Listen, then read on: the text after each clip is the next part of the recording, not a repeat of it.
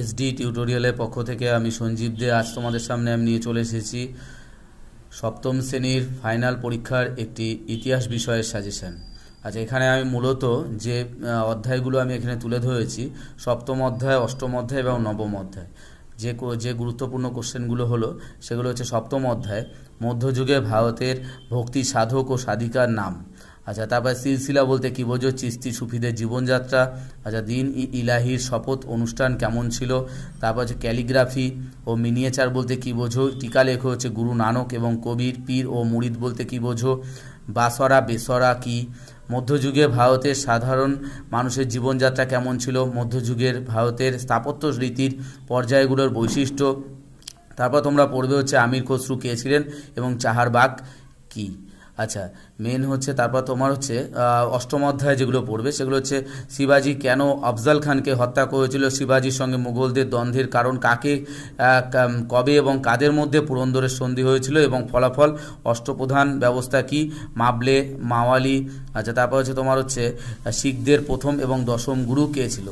এটা হচ্ছে অষ্টম অধ্যায়ের কিছু গুরুত্বপূর্ণ প্রশ্ন। এবার তোমরা আচ্ছা, আর অষ্টম অধ্যায়ে আরও কিছু আছে।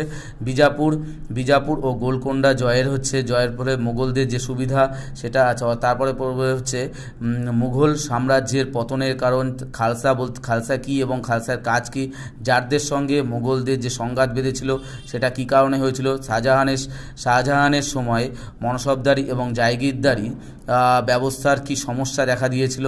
তারপর তোমরা পড়বে হচ্ছে মোগল যুগের শেষ দিকে কৃষি সংকট কেন বেড়েছিল এবং এই সংকটের ফল কি হয়েছিল, এগুলো। এবার নবম অধ্যায়ে যে কোশ্চেনগুলো তোমরা পড়বে সেগুলো সরকার কি, সরকারের কাজ কি, সংবিধান কি, সংবিধানের উপকার কে। আচ্ছা, বর্তমান ভারতের শাসন ব্যবস্থার বৈশিষ্ট্য কি, ক্ষমতা স্বতন্ত্রীকরণ এবং হচ্ছে তোমার স্বায়ত্তশাসন ব্যবস্থা কি। পাঁচে তোমরা পড়বে হচ্ছে ভারতকে গণতান্ত্রিক, যুক্তরাষ্ট্রীয় বা ধর্মনিরপেক্ষ কেন বলা হয়।